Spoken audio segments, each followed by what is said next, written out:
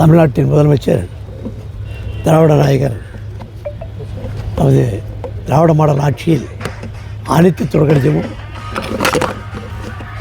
இந்தியாவிலேயே முதல் நிலைக்கு கொண்டு வர வேண்டும் என்ற நோக்கத்தோடு அவர் செயல்பட்டு கொண்டிருப்பது அனைவருக்கும் தெரியும். அதன் அடிப்படையில் இன்று இந்த சுற்றுலாத்துறையும் வந்து இந்தியாவிலேயே உள்ளூர் சுற்றுலா பயணிகள் வருவதில் முதல் இடத்திலும், அயல்நாட்டு சுற்றுலா பயணிகள் அண்டு உள்ளூர் பயணிகள் 2 பேரும் சேர்த்தும்போது நாம் 2ஆம் இடத்திலும் இருக்கோம். உத்தரப்பிரதேச ஃபஸ்ட் இடம், நம்ம 2வது இடத்துல இருக்கோம். அதை வந்து முழுமையாக முதலிடத்துக்கு கொண்டு வருவதற்கு முயற்சிகளை நாங்கள் மேற்கொண்டு இருக்கோம். சுற்றுலா பொறுத்தவரை உங்களுக்கு தெரியும், பொதுவாக வந்து எந்த அளவுக்கு ஆட்கள் வந்தாலுமே அந்த உள்ளூர் மக்களுக்கு வந்து வேலைவாய்ப்பு ஏற்படும். அதே மாதிரி அந்த அவங்க வர்றதுனால இங்கே வாழ்வாதாரம் ஏற்படும், வருமானம் கூடும். எல்லாத்துக்கும் வந்து பொருளாதார நிலை உயர்வதற்கு இந்த சுற்றுலாத்துறை வந்து மிக முக்கியமான துறை. அந்த சூழலில் இன்றைக்கி வந்து கோவை மாவட்டத்தில் இந்த வாலாங்குளர் பகுதியில் ஏற்கனவே ஒரு குளம் இருந்தது. அந்த குளத்தில் ஏற்கனவே நம்ம ஒரு இடம் கொடுத்துருந்தாங்க. அந்த இடத்துல நம்ம போட் ஜெட்டி இருக்கிற இடத்துல பார்த்தா வண்டி வந்து நிறுத்துறதுக்கு இடம் இல்லை. இது பெரிய சிட்டி இது. அதனால் இந்த மாதிரி இடத்தெல்லாம் இருக்கேன், நம்ம அது அப்படி இருந்து புரோஜனம் இல்லை, நிறுத்துகிற மாதிரி ஒரு இடத்த கேடுங்கன்னு சொல்லி நம்முடைய மாவட்ட ஆட்சித்தலைவர்களுடைய உதவியோடு, நம்முடைய கமிஷனர்களுடைய உதவியோடு இந்த இடத்தை பொறுத்து கட்டியுள்ளார்கள். இந்த இடத்தை குறித்து ஆய்வு செய்வதற்காக நேற்றைய தினம் இங்கே பொறியாளர்கள் எல்லாம் வந்து ஆய்வு செய்து செல்வார்கள். போட்ட டிபிஆர், அது டீட்டெயில் ப்ராஜெக்ட் ரிப்போர்ட் தயார் செய்து அதுக்கு உண்டான திட்டங்களை தீட்டி அது எவ்வளோ ஃபண்டு கேட்குறாங்களோ அதை அலாட் பண்ணி கொடுக்குறோம். ஏன்னா இதை பொறுத்தவரை நாங்கள் சுற்றுலாவை பொறுத்தவரை நல்லா லாபத்தில் ஓடிட்டுருக்கு.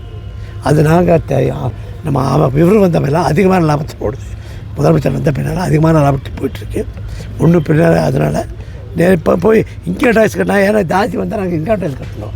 அந்த இன்கம் டேக்ஸ் கட்டுறதுக்கு பதிலாக நம்ம இங்கே செலவு பண்ணால் நம்ம மக்களுக்கு உபயோகப்படும் அப்படின்னு சொல்லிட்டு நாங்கள் எந்த இடத்தையும் விடாமல் முடிஞ்ச அளவுக்கு வேலை செஞ்சுட்டு. சார், கட்டணம் அதிகமாக இருக்குது. படகு சவாரி போகிறதுக்கு கட்டணம் ரொம்ப அதிகமாக இருக்குது. இப்போ நான் இது சம்மந்தமாக பேசினப்போ கட்டணத்தை குறைக்கிறோம்னு நீங்கள் சொல்லியிருந்தீங்க.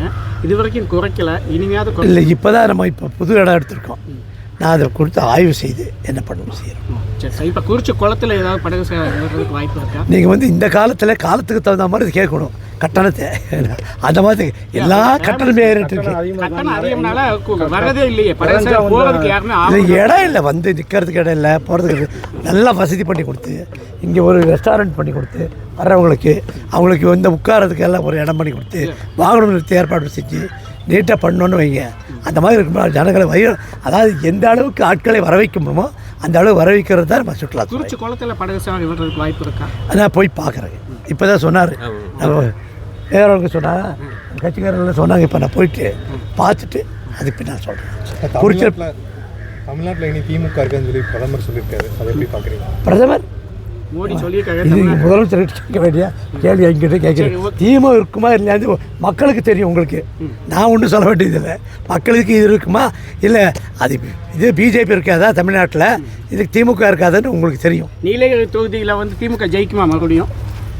உங்கள் தொகுதி நீலகிரி நிச்சயமாக, எந்த சந்தேகம் வேண்டாம். நீங்கள் இல்லை, ராசாவை வந்து டெபாசிட் இழக்க செய்வோம்னு சொல்லி ஏடிஎம்கே சவால் விட்டுருக்கு. அவங்களுக்கு தான் ஏடிஎம்கே சவால் விட்டுருக்காங்க. யாராலையும் இது மாதிரி பண்ணுவோம். ராஜா தான் ஜெயிப்பாருங்க.